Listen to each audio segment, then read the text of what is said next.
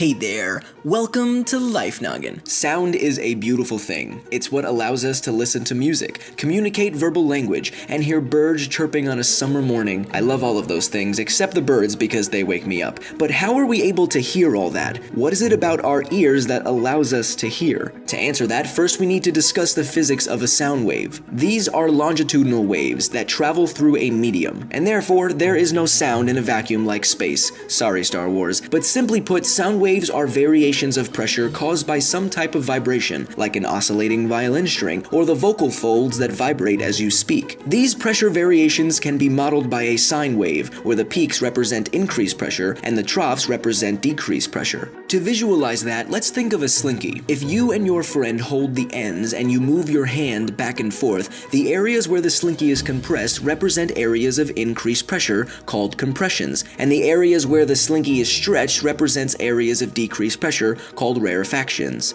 A few important aspects of this wave include the frequency and the amplitude. Looking at this sine wave, the frequency is defined as how many wavelengths or complete cycles pass a specific point in 1 second. And this value is eventually perceived as pitch, with 20 Hz as the lowest humans can hear and 20 kHz as the highest. The amplitude of the wave, measured as how the air pressure deviates from the equilibrium, determines the sound wave's intensity, which is eventually perceived as the sound's loudness.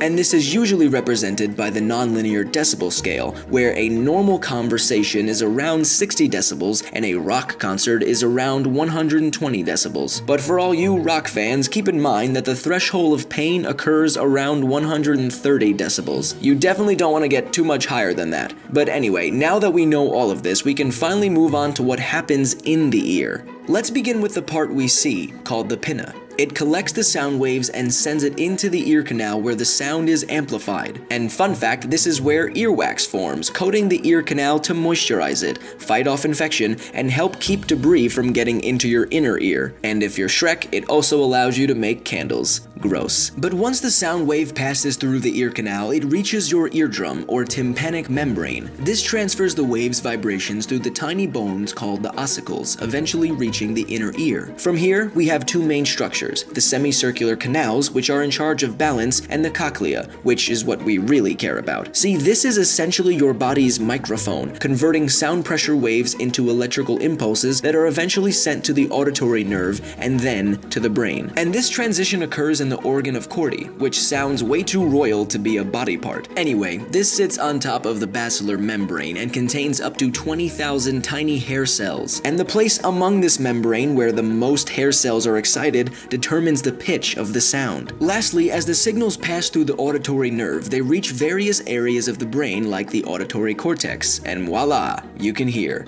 Don't forget to come back every Monday for a brand new video. As always, I'm Blocko. This has been Life Noggin. Don't forget to keep on thinking.